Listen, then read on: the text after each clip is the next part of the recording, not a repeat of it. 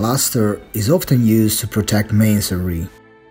It can also be used for other purposes, such as waterproofing, preparing for decoration, i.e. graffiti, or as in our case, for pictorial invention, i.e. fresco. As already explained by Vitruvius, 3 layers of mortar are necessary. The most coarse, which has the purpose of anchoring onto the masonry, the second, which is less coarse but still has a rough leveling function, and then a third layer with a thinner and smooth plaster. Understandably, over the centuries these layers has undergone changes, yet the basic principle remains even in the contemporary plasters. However, calcium hydroxide, lime, also known as a grassello, has been the main binder of paint mortars for pictorial purposes. It is then mixed with a series of inert natural mineral powders. These powders can vary depending on need or personal opinion.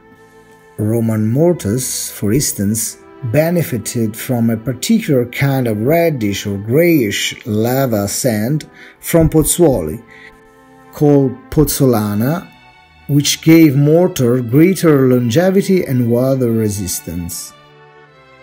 The correct method of preparing mortar is to start rubbing the lime without water.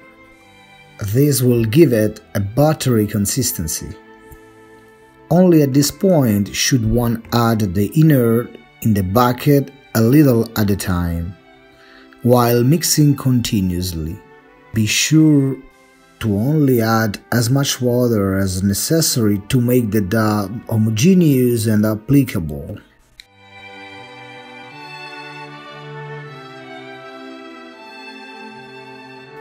If so, it will stick to the trowel blade. Generally speaking, for walls made of stones or brick tiles, we spread a mortar that consists of lime 1/3 and coarse sand 2/3. There can also be small pieces of stones or brick in the mortar. Using a trowel, mortar is applied to the previously wetted support, and this first layer must be left very rough. Once the first layer has dried, or still humid, we spread a second coarse layer composed of lime 1/3 and washed fine of coarse river sand 2/3.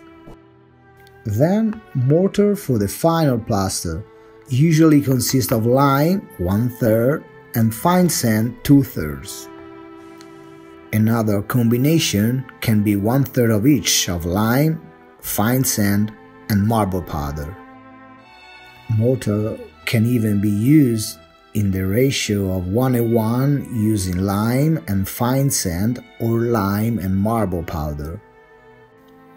In general, the layers of mortar must be spread quickly without pressing the mortar excessively and without tormenting it too long, especially in the last layer, where the pores of the plaster must remain open for a correct exchange between oxygen, water and pigments.